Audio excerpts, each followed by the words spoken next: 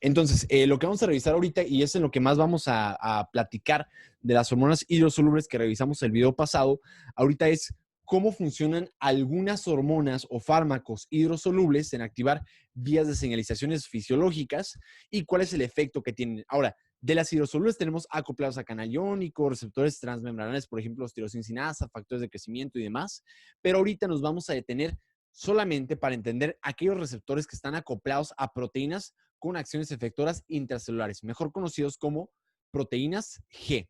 ¿Sale? Entonces, la idea es que en este escenario, si tú tuvieras una célula que tiene un receptor, la idea es que si tú tienes un medicamento o una sustancia, una hormona, lo que tú quieras, que estimule este receptor, dentro de aquí va a estimular una proteína que va a ser nuestra proteína G. Y dependiendo del tipo de proteína G que sea, va a ser la acción biológica que va a tener. Ahora, les voy a mencionar tres que son las más importantes, pero no son las únicas. Van a haber muchas en el cuerpo, por mencionar un ejemplo, las olfatorias que son G-OLF, ¿sí? Que son exclusivamente para odorantes. Pero bueno, nos vamos a explicar solamente tres. Tenemos la proteína GS, que se llama GS por stimulating, cuyo efecto va a ser estimular una enzima que se llama adenilato ciclasa, la cual al estimularse se encarga de incrementar la cantidad de AMP cíclico, la cual se va a encargar también a su vez de estimular una cosa que se llama proteína sinasa A o PKA, la cual finalmente va a tener una acción biológica. Entonces, ¿qué hace la S-stimulating? Estimula la anilato ciclasa para tener más AMP cíclico, para estimular PKA, para tener más efecto biológico, ¿no? Y tenemos por el otro extremo otra que es muy común también, que es la proteína G inhibitoria o GI, se llama I por inhibitoria, la cual se encarga de hacer como la acción opuesta de la proteína G, es decir, inhibe como tal la anilato ciclasa, disminuye las cantidades de AMP cíclico e inhibe también la activación de PKA para como objetivo final disminuir el efecto biológico. Pueden pensar inclusive que bloquea nuestro efecto biológico esperado, a diferencia del otro. ¿Es normal que tengamos ambos receptores en una misma célula? Sí. Y les voy a poner un ejemplo, el más clásico. Tenemos el corazón. ¿Se acuerdan que el corazón pues prácticamente se rige por acciones fisiológicas muy importantes que regulan el gasto cardíaco, pero si hablamos de solamente la capacidad intrínseca del gasto cardíaco dada por el corazón, hablamos del inotropismo, o sea, hablamos de volumen de eyección, es decir, cuánto volumen saca por frecuencia cardíaca, es decir, qué tanto cronotropismo tiene, ¿no? Qué tan rápido late el corazón. Entonces, por lo general, aquellos que estimulan una proteína GS aumentan el gasto cardíaco, aumentando el volumen de eyección y la frecuencia cardíaca. Mientras por el otro extremo tenemos aquellos que son inhibidores que disminuyen la AMP cíclico y demás cosas para disminuir el gasto cardíaco y disminuir como tal el volumen de eyección y la frecuencia cardíaca. Los claros ejemplos de cada uno. Por ejemplo, una proteína inhibitoria clásica ahí es la acetilcolina, que actúa sobre un receptor M2, ¿no? Que es yo sé que ahora, ya les estoy comentando, que el receptor acoplado al receptor M2 o muscarínico 2 es una proteína G inhibitoria. Pero por el contrario, también tenemos en el otro extremo a la proteína o receptor beta 1. Y el receptor beta 1 puede ser estimulado principalmente por la epinefrina y en menor grado la norepinefrina o adrenalina, ¿no? Esta también recuerden que es una forma de decir adrenalina. Entonces, básicamente esto lo podemos ver, se replica en todos los sistemas del cuerpo, como tendrá mucha relación ya que veamos esta parte del sistema nervioso autónomo, pero pues ya más o menos para que se vayan haciendo una idea. Entonces, siempre existen estos dos tipos de proteínas que se están antagonizando uno con otro y tienen objetivos opuestos por lo regular. Y luego tienen otra que no molesta a nadie, tiene su propio rollo y es la proteína GQ. En este caso, la enzima que se activa ya no es la proteína adenilciclasa, ¿no? Que es un complejo enzimático, sino que es la fosfolipasa C. La fosfolipasa C, como bien indica su nombre, es una lipasa porque rompe lípidos de los fosfolípidos, o sea que rompe un lípido de membrana. Como tal, a manera de resumen, se va a encargar de cortarlo y lo corta en dos partes. Una cabecita que es el IP3, que ahorita veremos, y las colitas, ¿no? Que es el diacilglicerol. Como tal, el IP3 se encarga también de ir al retículo endoplásmico rugoso, perdón, retículo endoplásmico liso, el cual es un almacenador del calcio, ¿sí? Y como tal, el diacilglicerol junto con el calcio se encargan de estimular a otra tercer como mediador que se llama proteína sinasa C, el cual como tal, ahora sí, mediante fosforilaciones tiene otra vez su acción biológica, ¿sale? Entonces, dense cuenta cómo se parece mucho. Aquí tiene mucho C, mucho calcio, aquí hay más calcio, otra C, o sea, todo se repite las Cs, ¿no? Por ejemplo, las A se repiten mucho arriba cuando hablamos de la proteína G estimuladora. Y bueno, esto tiene que ver con segundos mensajeros que iremos viendo poco a poco. Y bueno, tiene también mucho sentido. Por ejemplo, un receptor que está acoplado a proteína GQ es el de alfa 1, por ejemplo. El receptor alfa 1, que es estimulado principalmente por la hormona llamada o neurotransmisor llamado norepinefrina, ¿sí? Esta norepinefrina estimula receptores alfa 1, ¿verdad? Los cuales yo sé que son vasoconstrictores y ahora tiene mucho sentido que su segundo mensajero sea mediado por calcio y no por AMP cíclico, por ejemplo, ¿sale? Entonces, ese es más o menos el cómo va a ir hablando de las generalidades de todas estas familias de receptores. Ahora, dijimos que muchos de los receptores están acoplados por proteínas que se asocian a GTP, que abreviamos como proteínas G, ¿no? Porque su función lo hace mediante escindir o cortar el GTP, que recuerden que el GTP es el primo del ATP. Entonces son inclusive equivalentes energéticos, ¿por qué no? Hay que pensarlos de esa manera. El cual pues va a poder activar una adenilciclasa que dijimos que incremente el AMP cíclico, que activa una proteína sinasa A y bueno, una cantidad de cosas, ¿no? Que fue lo que resumimos por acá arriba, que veremos parte por parte. O bien, también ya comentamos por acá un poquito el GQ y habrá muchos también, algunos se encargan también como de manera secundaria activar por ahí unos elementos de respuesta que también tienen efectos genéticos muy, muy sutiles. Les digo, sí existe el efecto, claro. De hecho, es parte de las teorías del por qué piensan que el corazón puede hipertrofiarse con mucha estimulación adrenérgica, claro, pero es en menor medida, ¿no? Obviamente, siempre que digo, elementos de respuesta, quiero que piensen hormonas lipofílicas antes que las hidrofílicas que les estaba mencionando, por ejemplo, ahorita. Y bueno, ahora, gran parte de lo que vamos a ver ahorita es cómo funciona cada una de estas proteínas, ¿sale? Y solamente como a manera de resumen, sin duda, sin duda, sin duda y sin temor a equivocarme, ¿dónde más va a tener aplicación esto? Sobre todo en receptores autonómicos, ¿no? Obviamente, ya que veamos receptores histamínicos y cada uno de ellos, habrá cuando tengamos que aprenderlos en su momento, ¿no? Pero ahorita me interesa que se aprendan los que tienen que ver con sistema nervioso autónomo. O sea, ustedes se acuerdan mucho del receptor alfa 1, se acuerdan del alfa 2, se acuerdan del beta 1, se acuerdan del beta 2, se acuerdan del muscarínico 1, se acuerdan del muscarínico 2 y se acuerdan del muscarínico 3. Ahora, ojo, estos son los más importantes para farmacología, porque sabemos que hay hasta beta 3, sabemos que los muscarínicos hay hasta M5, ¿no? Pero para fines prácticos y para un estudiante que recién va aprendiendo farmacología, vamos a decir que solamente existen estos para fines didácticos, ¿no? Entonces, ustedes ya saben, por ejemplo, que el alfa 1 es muy importante vasoconstrictor, que se encarga principalmente de eso, incrementar la presión arterial, ¿no? Entonces, no es sorpresa que la proteína G asociada sea el GQ, ¿no? Y cuyo segundo mensajero yo sé que es calcio, IP3 y acilglicerol, que se correlacionan mucho con la cantidad de calcio que tengamos. Y cuya acción biológica va a tener mucho que ver con la vasoconstricción y la cantidad de vasos que están siendo estimulados, ¿no? Acá tenemos, por ejemplo, el alfa 2. El alfa 2 es muy importante, sobre todo a nivel sináptico, porque ejerce un efecto de retroalimentación negativa, es decir, se le libera un neurotransmisor, por ejemplo, norepinefrina, se inhibe a sí mismo como para decir, oye, ya liberaste suficiente norepinefrina, ya no ocupamos más. Entonces, por ser un mecanismo de retroalimentación negativa, tampoco es sorpresa que la proteína G sea inhibitoria, ¿no? En el otro escenario, que es, por ejemplo, el beta 1, en este otro lo que está pasando es que ahora vamos a tenerlo en el corazón principalmente, pero también se encuentra, por decir, en las células yuxtaglomerulares del riñón, ¿no? Entonces también se encargan de activar por ahí el eje renina, angiotensina, aldosterona.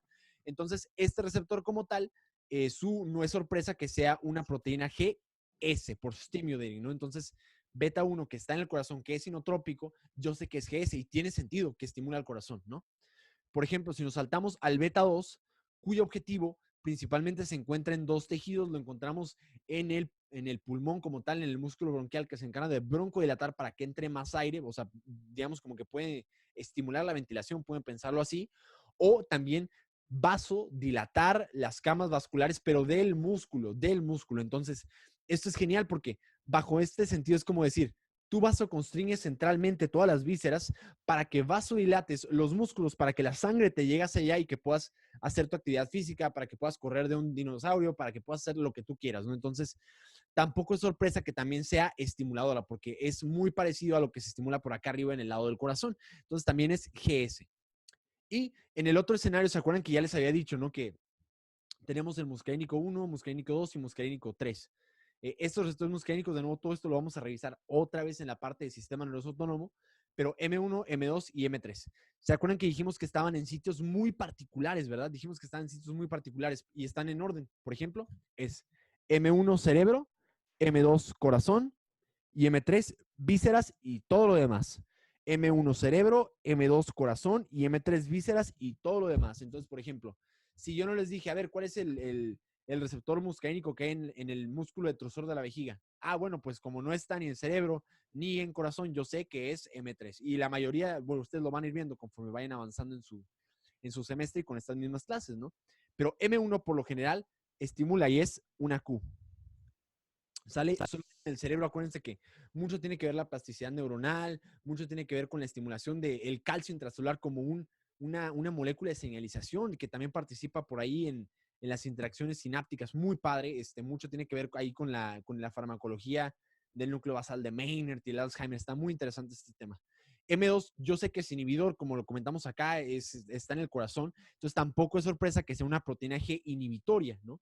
Y el M3, como estimula principalmente todas las vísceras, estimula por el parasimpático, no es sorpresa que estimule con GQ, porque yo sé que es músculo liso y el músculo liso se estimula por calcio, ¿no? Entonces, de manera muy general, acuérdense que esto es un resumen del sistema nervioso autónomo, pero aplicado, ¿no? Aquí todo esto es parte del sistema nervioso autónomo simpático. Recordemos que los alfas pueden ser estimulados principalmente por norepinefrina, ¿verdad? Que la epinefrina que se libera por la glándula suprarrenal, cuando a diferencia en el otro era por las neuronas postganglionares simpáticas. En este caso, la médula de la glándula suprarrenal estimula con epinefrina beta 1 y beta 2, y por acá tenemos al sistema nervioso autónomo parasimpático, el cual mediante acetilcolina puede estimular M1 en cerebro, M2 en corazón para inhibir o M3 en intestino y vísceras para pues estimular, ¿no? Y al final de cuentas, esto hace una mnemotecnia muy padre que me acuerda mucho a mi ex. Mi ex era una relación muy tóxica que tenía, pero yo me acuerdo mucho porque era una relación donde a veces me besaba y otros días me quería patear. Entonces es la mnemotecnia. Kiss and kick. Kiss porque a veces te besa y kick porque a veces te patean. Entonces es una forma fácil y práctica de recordar estas generalidades de receptores transmembranales de farmacología. Y bueno, con esto ahora sí vamos a pasar propiamente a los receptores celulares. Ahorita vamos a revisar entonces el sistema de las proteínas GS, ¿sí? G inhibitorias y el sistema GQ, ¿no? Entonces, de nuevo, para revisar las generalidades, una introducción a esto de los receptores. Recuerden que también vamos a tener este mini resumen que es la vía del AMP cíclico que tiene que ver con GS o G inhibitoria, el fosfoinositol bifosfato que tiene que ver con GQ, el GMP cíclico que no tiene una proteína G, y acá finalmente podemos resumir los receptores asociados a tirosina sinasa, ¿no? Que entonces esto lo vamos a ver al final, ya después de que expliquemos lo de las proteínas G. Entonces, lo primero que estábamos comentando, pues, era el sistema del AMP cíclico. Ahora, como ya lo resumimos previamente, dijimos que las proteínas GS se encargan de incrementar como tal el AMP cíclico, mientras que el sistema de las proteínas G inhibitorias se encargan de disminuir el AMP cíclico. Y recuerden que son sistemas que se antagonizan uno con otro, que por lo regular y se encuentran en el mismo tejido, ¿no? Por ejemplo, este receptor, como pueden notar, tiene un extremo amino que por lo general es extracelular. Son 7 dominios transmembranales, 1, 2, 3, 4, 5, 6, 7. Y finalmente, intracelularmente, tiene el extremo carboxilo. Esta proteína que ven acá, que es como un cubito, representa la proteína G. Recuerden que la proteína G funciona gracias al GTP y como tal, la que tiene la acción como tal para poder activar o inhibir a la adenilato ciclasa es la proteína alfa, ¿no? Entonces la alfa va a ser como la estrella de nuestro show. Entonces, dense cuenta de lo siguiente. Este puede ser un receptor, vamos a decir que es un receptor que está acoplado a la proteína GS, por decir. Vamos a mencionar, como es el caso de los receptores de catecolaminas, beta 1 o beta 2, que son estimulados por adrenalina, ¿sale? Entonces, este sería el caso del corazón, sería el caso del pulmón o sería el caso de los vasos sanguíneos musculares. Entonces, la idea es que este receptor, al unirse a la adrenalina, vamos a decir que llega la adrenalina, estimula por acá, estimula esta proteína GS y lo hace por medio de activar a este complejo proteico, ¿no? Este se separa la subunidad alfa y se encarga de ejercer su efecto sobre la adenilciclasa. Recordamos que la adenilciclasa se encarga de escindir el adenosin trifosfato y le quita un fosfato, le quita otro fosfato y lo deja cíclico. Entonces, por lo mismo, se convierte en AMP cíclico, el cual si tienes 4 de estas moléculas, pues tienes la capacidad de activar a la proteína sinasa A, el cual con esto, que por ejemplo, en el lado del corazón podría ser incrementar la activación de los canales de calcio, aumentar la cantidad de actividad de la troponina y demás cosas, ¿no? Entonces, todo lo que tenga que ver con propiamente la actividad intrínseca del tejido, que va a depender propiamente del receptor que estemos estudiando en el tejido particular, ¿no? También sepan que esta última respuesta que se ve por acá es un poco menos. Aquí dice CREB. CREB significa Cyclic AMP Response Element Binding Proteins, ¿no? Que básicamente es un elemento de respuesta. O sea que activa vías genéticas para expresar una proteína que va a complementar todas estas acciones. Pueden ser también más canales de calcio, más canales de sodio en el calcio de un tejido muscular cardíaco, ¿no? Pero por decir, la idea es que de todas maneras esta acción tiende a ser muy rápida, es la más importante y un poquito menos puede pasar esto, porque recuerden que todas aquellas rutas que tienen que ver con receptores nucleares, con ADN, va a ser un poquito más selectivo para el caso de las hormonas esteroideas, ¿no? Entonces, sepan que esto va a ser muy particular y muy específico, depende de qué sea lo que estamos estudiando, ¿no? En el corazón ya dijimos los efectos que pudiera provocar. Ahora, ¿qué pasaría si en vez de ser una proteína GS fuera una G inhibitoria, como es el caso de la acetilcolina en el receptor M2 del corazón, por ejemplo? Si el vago lo estimula para tratar de inhibir la actividad cardíaca. Bueno, en este caso va a ser exactamente lo mismo. Tenemos ahora nuestra molécula, pero ahora el escenario es que esta molécula llega para acá, solo que ahora en vez de activar una proteína GS, activamos una proteína G inhibitoria. Igual vamos a tener nuestro complejo proteico que va a ser también la subunidad alfa, se va a activar, pero ahora en vez de estimular a la adenilciclasa, la subunidad alfa se va a encargar de inhibir a la adenilciclasa. Al inhibir a la adenilciclasa tenemos menos AMP cíclico, menos proteína sinasa A, menos fosforilación y menos como tal efecto biológico, ¿no? Entonces, dense cuenta cómo se están antagonizando una y otra. Pero otra vez, el ejemplo más clásico es cómo se contrarresta la actividad simpática, la adrenalina en el corazón, contra la actividad colinérgica o parasimpática de la acetilcolina en el corazón, nuevamente, ¿no? Entonces, un lado adrenalina simpática y el otro lado acetilcolina parasimpática que deprime, ¿sale? Entonces, ese es el resumen del sistema del AMP cíclico. Está muy sencillo, de nuevo ya lo repasamos en los últimos videos, entonces está súper más práctico de digerir, no tiene mayor problema. Entonces, como estamos comentando, ahora la siguiente proteína que vamos a ver es la proteína GQ. Sepan que los segundos mensajeros en este caso ya no es AMP cíclico. Recuerden que en el otro, el segundo mensajero, el AMP cíclico, la proteína como tal, la adenilciclasa, que es el complejo enzimático. Pero ahora vamos a ver cuáles son los segundos mensajeros de aquí. Aquí tiene más que ver, muchísimo más el calcio. Entra por aquí una molécula que se llama inositol trifosfato o IP3 y finalmente el diacilglicerol, ¿no? Entonces vamos a ver. Aquí otra vez tenemos nuestro extremo amino en el exterior, tenemos nuestro receptor de 7 dominios transmembranales y finalmente el extremo amino en el extremo intracelular. Aquí nuevamente tenemos a nuestra proteína G. Igual, otra vez, ¿quién es nuestra estrella? La proteína efectora nuevamente es nuestra subunidad alfa, ¿no? Entonces la idea es que ahora va a llegar X molécula que estuviéramos comentando. Vamos a decir que llega para acá, estimula nuestro receptor, que ahora es una GQ. Estimula nuestra proteína alfa, la cual se va a separar y se va a encargar de estimular a nuestra fosfolipasa C. La fosfolipasa C, recuerden, fosfolípido, ¿no? Rompe fosfolípido. Recuerden que el fosfolípido es una cabeza, ¿verdad? Y dos colitas, ¿no? Una cabecita una cabecita que es la parte del fosfolípido, y como tal, los derivados de grasa, ¿no? Entonces, básicamente lo que sucede es que cortas la cabecita con las dos colitas y te queda una cabecita que está hecha de inositol trifosfato o IP3 y las dos colitas, diacilglicerol, ¿no? Dos grasas, ¿no? Dos grasas. Entonces, a eso se refieren los segundos conceptos, ¿no? Y aquí lo podemos ver nuevamente, cómo se separa en nuestro PIP2, nuestro fosfolípido, pues, en diacilglicerol, que son las dos colitas solitas, y la cabeza, que es nuestro IP3.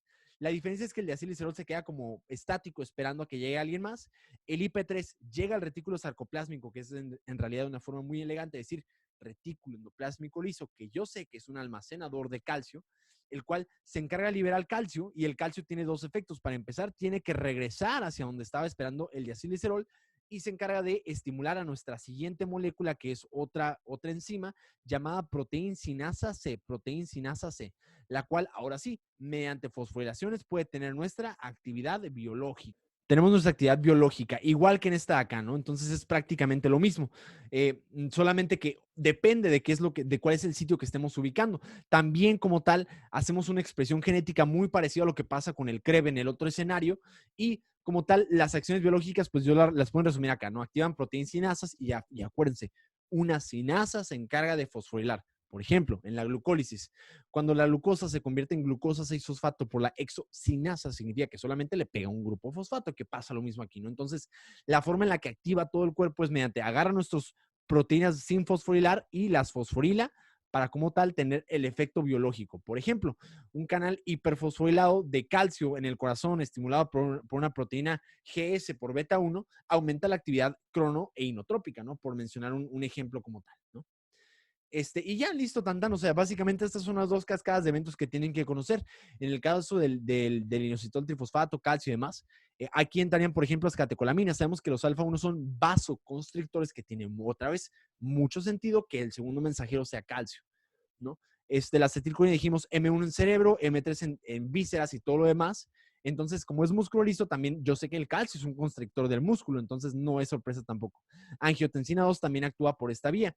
Tampoco es sorpresa que la angiotensina 2, que es un vasoconstrictor, también actúe de la misma forma, o la vasopresina, ¿no? Cuyo otro nombre es la hormona antidiurética, ¿no? Pero vasopresina constriñe vasos, ¿no? Entonces, ese es el resumen de las proteínas GS, G inhibitorias y GQ. Esto inclusive lo podríamos resumir en una especie de cuadro que vamos a ver a continuación. Ahora, aquí lo que vamos a ver es el sistema del GMP cíclico. Esto tiene mucho, mucho, mucho que ver con el óxido nítrico, ¿sale? Entonces, tenemos cómo activamos esta vía del GMP cíclico para que finalmente termina en vasodilatar. Esto siempre, yo creo que piensen, GMP cíclico es igual a vasodilatación, siempre, siempre, siempre, aquí en China, ¿no? Entonces, tenemos dos formas de activar a esta ruta de la vasodilatación dada por GMP cíclico. Lo podemos hacer con un receptor transmembranal, pero dense cuenta como ahora en vez de 7 dominios, como previamente los teníamos, ahora solamente es uno. Y aquí vamos a ver a qué se acopla. Y por acá el otro escenario no tiene que ver con una proteína G. Entonces vamos a ver primero el lado de la izquierda. En el lado de la izquierda tenemos un receptor, otra vez tenemos una proteína, como toda proteína tiene un extremo amino que está en el lado extracelular y finalmente tiene nuestro dominio transmembranal y finalmente intracelularmente tenemos el grupo carboxilo, ¿no? Que es la otra parte que nos falta de la proteína. La idea es que cuando llega una molécula desde el exterior para acá y la estimula, ¿sí? Se encarga de activar hacia abajo la actividad guanil ciclasa o guanilato ciclasa, lo cual ahora, en vez de ser adenilato ciclasa como en el pasado, aquí nuestro blanco es el GTP propiamente, ¿no? Entonces, aquí no estamos activando como tal a una adenil ciclasa, ¿no? Aquí el objetivo es que el receptor es o tiene actividad guanilato ciclasa, tiene actividad guanilato ciclasa. Entonces, agarramos nuestro GTP, lo escindimos y nos queda GMP cíclico. Quitamos un fosfato, dos fosfatos y nos queda el GMP, que por tener una forma cíclica tiene el apellido de GMP cíclico, ¿no? El cual como tal tiene el potencial de poder activar a nuestra molécula que es la proteincinasa G ahora, sí que otra vez se repite mucho estos patrones, ¿no? Entonces de letras, entonces está más sencillo. Y finalmente termina en la vasodilatación. Por ejemplo, los mejores sustancias que tenemos aquí son el péptido natriurético auricular, que ustedes revisaron mucho en fisiología en tercer semestre, pero también por aquí podemos poner el péptido natriurético cerebral o el BNP, ¿no? El péptido natriurético cerebral, ¿no? Que es liberado desde el ventrículo, solamente que se descubre en el cerebro y por eso le llamaron cerebral. Pero a final de cuentas, estos marcadores son muy importantes. Por ejemplo, en pacientes con falla cardíaca, estas sustancias se empiezan a liberar y vasodilatan, ¿sí? Las arteriolas aferentes del glomérulo y aumentan la excreción de sodio y de agua y bajan la presión. Entonces, en un paciente que tiene falla cardíaca de manera crónica es muy útil este mecanismo. Recuerden que la natriuresis por presión o mediado por esto también ayuda muchísimo, ¿no? Y la otra ruta que tenemos por acá es la que tiene que ver con, ahora sí, no tenemos un receptor transmembranal, entonces tiene que ser una hormona liposoluble que pueda penetrar hasta el interior de nuestra célula para ejercer su efecto biológico. Entonces, en este caso, tiene que ser una hormona que pudiera ser apolar, ¿no? Y la única hormona que cumple con estas características, que no es una grasa, es el óxido nítrico. Y el óxido nítrico, si bien no es una grasa, es un gas y los gases son liposolubles. Entonces tú para poder producir el óxido nítrico necesitas un aminoácido bien importante que se llama arginina. Entonces, en el endotelio y en muchas partes del cuerpo tenemos ahí una enzima que se llama óxido nítrico sintasa, la cual agarra la arginina, la convierte en óxido nítrico y como tal el óxido nítrico puede estimular una guanilato ciclasa, pero ahora como no es transmembranal y está diluida en el plasma porque es polar, se llama guanilato ciclasa soluble que tiene la misma acción. Agarra nuestro GTP igual que en el pasado y lo convierte en GMP cíclico. Activa la misma proteína G y termina en la misma vasodilatación. Entonces, ¿cuáles sustancias pueden hacer esto? Aquí, esas son las rutas no fisiológicas. Ahora sí tienen que ver más con farmacología. Por ejemplo, el nitroprusiato los utilizamos en algunos escenarios para la crisis hipertensiva. Es excelente vasodilatador cuando queremos bajarla muy rápido. Tenemos también la nitroglicerina, cuyo objetivo es producir una disminución en la precarga en pacientes que tienen, por ejemplo, angina de pecho, ¿no?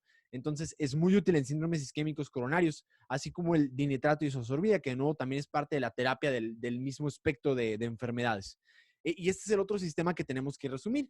Y para finalizar y conglomerar todos los tipos de receptores que tenemos, no vamos a cubrir el receptor tirosina sinasa, pero lo vamos a resumir ahorita. Entonces, aquí vamos a poner los otros dos tipos de receptores, ¿no? Aquí vamos a poner el más importante. Es un receptor llamado tirosina sinasa.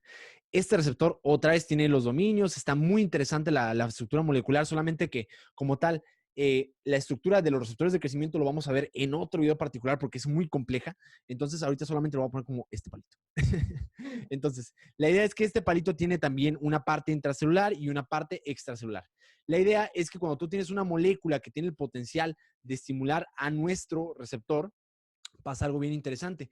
Este receptor, al ser estimulado, se encarga de fosforilar unos residuos de tirosina. Entonces, ¿qué es lo que hace con esto? Les empieza a pegar grupos fosfato, ¿sale? Entonces, otra vez, ¿qué es lo que sucede aquí? Nuestro receptor tirosina sinasa es un receptor que puede ser estimulado por esta molécula, la cual se encarga de estimular a nuestro receptor que tiene actividad de sinasa porque fosforila residuos de tirosina, como este escenario lo que vimos entonces fue que se autofosforila, muy importante. Y mediante más cascadas de señalización, que de nuevo veremos a más detalle en otros videos, se empiezan a activar por ahí dos rutas principales. Por ejemplo, una ruta que veremos por el lado derecho es la vía del RAS. Muy importante. Que tienen, de hecho, esta proteína está muy mutada en algunos tipos de cáncer, por ejemplo, el de colon, el pancreático, que es un protoncogen que veremos después. De nuevo, no puedo pararme tanto aquí. Se activan otras rutas de señalización bien importantes, como por ejemplo las de las MAP quinasa, ¿no? MAP quinasa significa Mitogen Associated Protein Kinase, que es una proteína sinasa asociado a mitógeno. En este caso, este es un mitógeno. Ok, entendimos entonces que esta proteína en realidad debe ser algún mitógeno. Mitógeno, ¿qué es un mitógeno? Mito de mitosis. Ok, entonces significa que esto en realidad es un factor de crecimiento. Entonces, aquí entran muchos tipos de moléculas. Por ejemplo, aquí podemos hablar del BGF, que es el factor de crecimiento endotelial vascular. Entra el FGF, que es el derivado de fibrolastos. Entra también el PDGF, que es el factor de crecimiento derivado de plaquetas. Entra la angiogenina, entra el HGF que es de hepatocitos, entra el EGF que es de epidérmico, pero muy importante, también entra otro factor de crecimiento que muchos de ustedes no lo conocen como un factor de crecimiento, que es la insulina. Si bien la insulina es un mediador impresionante para la bioquímica como tal en el cuerpo, también es un factor de crecimiento. De hecho, si tú no tuvieras producción de insulina, tú no puedes crecer, hacer que tus músculos crezcan. Por eso tiene lógica que mientras más coma uno, es más probable que con el estrés o el estímulo fisiológico de la hipertrofia, pues entonces el músculo pueda crecer y desarrollarse, ¿no? Pero entonces, algo que tienen que saber es que los receptores tirosina sinasa son importantísimos para todos los factores de crecimiento y además para la insulina, que en realidad es otro factor de crecimiento, ¿sale? Entonces, esta cascada de MAP sinasas, que en realidad son muchas proteínas, ¿sí? Se encargan de activar otros elementos de respuesta dentro de nuestro núcleo que veremos en patología, ¿sí? Cuyo efecto final se encarga de activar dos cosas. Activan como tal la proliferación y supervivencia celular, muy importante. Entonces, de nuevo, esta es parte de una vía normal de crecimiento, es muy útil que la aprendan porque hay aquí muchas mutaciones que se pueden asociar. Por ejemplo, aquí no, me estoy saltando unos elementos de respuesta, pero hay algunos linfomas que se pueden ver alterados acá, como por ejemplo, si por ejemplo, en este caso, si se modifica el CEMIC, puedes tener en el caso del linfoma de Burkitt, ¿no? Que es propiamente un factor nuclear, un factor de transcripción para un gen mitótico, ¿no? Entonces, en fin, no nos podemos detener mucho por acá, pero lo veremos en otro video con mucho gusto, claro que sí. Entonces, otra ruta alterna que se puede activar por acá es la de PI3K-AKT, que es la fosfodinositol 3 quinasa o AKT, ¿no? Que es muy importante. Esta está un poquito más implicada en la insulina que la otra. Este es muy importante para el crecimiento. También se activa por ahí otra molécula de señalización que se llama mTOR, que significa Mammalian Target of Rapamycin, ¿no? Que es otro factor de crecimiento, ¿no? Que nos puede ayudar para lo mismo. Entonces, al final de cuentas, son dos rutas que culminan en donde mismo. ¿Por qué es importante aprenderse estas? Porque alguna acción biológica tiene que ver la insulina o porque tenemos medicamentos que se encargan de bloquear parte de esta vía. Por ejemplo, tenemos medicamentos que se encargan de bloquear mTOR, por decir. Entonces, los veremos después, ¿no? Ya que veamos fármaco por fármaco. Entonces, en resumen, este es el receptor de crecimiento tirosina quinasa, ¿no? Entonces, es un receptor que se autofosforila, eso es lo más importante, decir que se autofosforila y que activa dos vías principales de crecimiento, que son, a final de cuentas, protoncogenes y demás. ¿Quiénes usan esta vía? Todas las hormonas, con excepción de la insulina, que bien, si no es una hormona que tiene nombre de crecimiento, sí es un factor de crecimiento, ¿sale? Entonces, por ejemplo, y finalmente esta última que vamos a ver es la vía de JAK-STAT. La vía de JAK-STAT le dicen just another kinase, o sea, que es otra sinasa que hace lo mismo, ¿no? También le llaman Janus kinase o la vía de JAK-STAT, ¿no? Entonces, lo que pasa aquí es que otra vez es otra sustancia que en este caso se encarga de estimular a nuestro receptor, que por lo general este receptor tiene actividad quinasa, pero también se acopla a STAT, que es otra proteína, ¿no? Que también se encarga de activar una cascada de STAT y otro STAT y otro STAT y otro STAT y otro STAT y otro STAT hasta llegar al núcleo, que también activa factores nucleares o de transcripción como en el otro y termina en la proliferación y supervivencia. Es exactamente igual. Bueno, entonces, ¿cuál es la diferencia, Pavel? Bueno, pues que estas vías son más relacionadas con inmunología. Es decir, por aquí entran más las citocinas, entran más cosas que tienen que ver propiamente con la inmunidad. También algunas excepciones son, por ejemplo, el receptor de factor de crecimiento, el GH, ¿sí? O también el de prolactina también actúa por GH. Luego les pasé una tablita donde vienen bien desglosadas cada una de los receptores que podemos encontrar. Pero por lo general, aquí podemos meter la interleucina 2, la interleucina 3, la interleucina 1, el factor de necrosis tumoral alfa y demás, ¿no? Entonces, por lo general podemos resumir como, citocinas van acá, ¿no? Y son para lo mismo, proliferación proliferación y supervivencia, pero de linfocitos por lo general, pero no exclusivamente.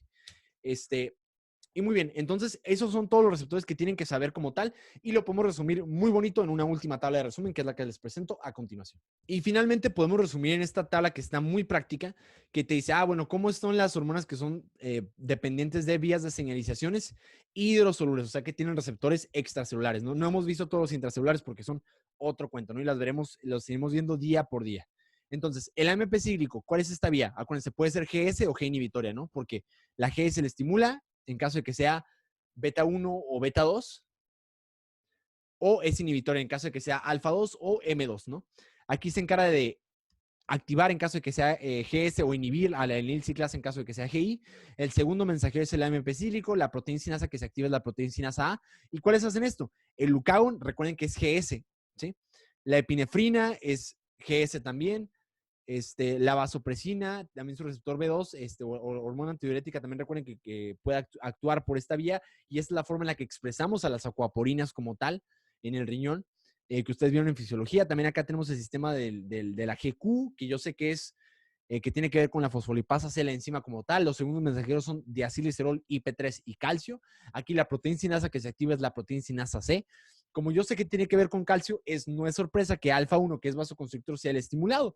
O bien la vasopresina, pero en el receptor que propiamente se encarga de vasoconstrictor. Recuerden que en el de arriba era para hormona antidiurética, acuaporinas, y algo tiene que ver ahí con el riñón, no como tal la vasoconstricción per se.